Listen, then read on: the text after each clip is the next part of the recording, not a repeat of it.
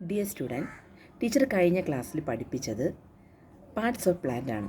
അപ്പം ഈ പ്രാവശ്യം ടീച്ചർ പഠിപ്പിക്കാൻ പോകുന്നത് പ്ലാന്റ്സിനെ പറ്റി തന്നെയാണ്. പ്ലാന്റ്സ് എന്ന് പറഞ്ഞാൽ എന്താണ്? നമ്മുടെ ചുറ്റിലും ധാരാളം മരങ്ങളും ചെടികളൊക്കെ നിങ്ങൾ കാണുന്നുണ്ടല്ലേ, പല സൈസിലും അതേപോലെ തന്നെ എന്താണ് ഷേപ്പിലുള്ളതായ ചെടികളൊക്കെ നിങ്ങൾ കാണുന്നുണ്ട്. അപ്പം പ്ലാന്റ് എന്ന് പറഞ്ഞിട്ടുണ്ടെങ്കിൽ വളരെ ഉയരമുള്ളതായിരിക്കുള്ളൂ.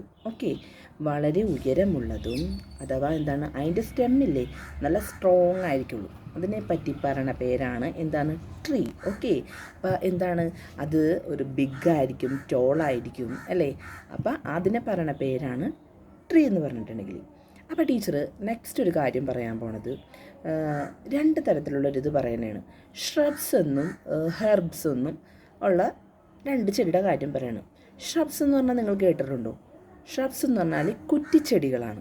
മനസ്സിലായ?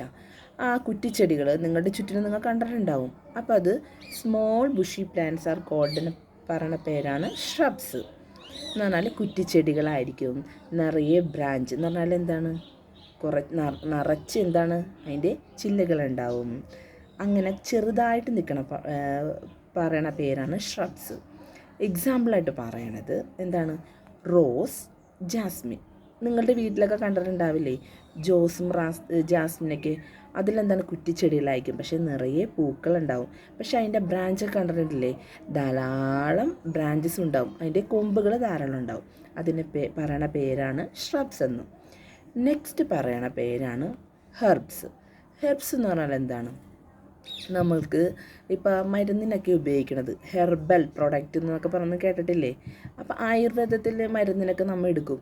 ഇപ്പോൾ ആയുർവേദ മരുന്നാണ്, അല്ലെങ്കിൽ നിങ്ങളുടെ വീട്ടിലൊക്കെ ഹെർബ് എന്ന് പറഞ്ഞാൽ ഇപ്പോൾ തുളസി, അത് ഹെർബൽ അല്ലേ?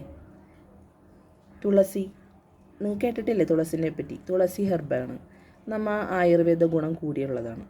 അപ്പോൾ ടീച്ചർ ക്ലാസ്സിലോട്ട് തന്നെയാണ്. ഹെർബ്സ് എന്ന് പറഞ്ഞിട്ടുണ്ടെങ്കിൽ അതിൻ്റെ സ്റ്റെമ്മില്ലേ നേരിയ സ്റ്റെമ്മായിരിക്കുള്ളൂ. മനസ്സിലായ? അപ്പം small non bushy plant are called ആണ് എന്ത്, ഹെർബ്സ് എന്ന് പറഞ്ഞാൽ. അതിൻ്റെ ഇത് സോഫ്റ്റ് തിന്നായിരിക്കും, വീക്ക് സ്റ്റെം ആയിരിക്കുള്ളൂ.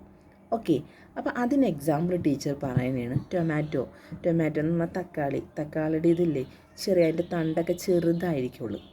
ഓക്കെ, നെക്സ്റ്റ് വൺ കൊറിയാണ്ടർ, മല്ലിയില. നമ്മൾ കറിയിലൊക്കെ ഉപയോഗിക്കുന്ന കൊറിയാണ്ടർ ഇല്ലേ, മല്ലിയില, അതിൻ്റെ തണ്ടുകളൊക്കെ കണ്ടിട്ടില്ലേ, ചെറുതായിരിക്കുള്ളൂ.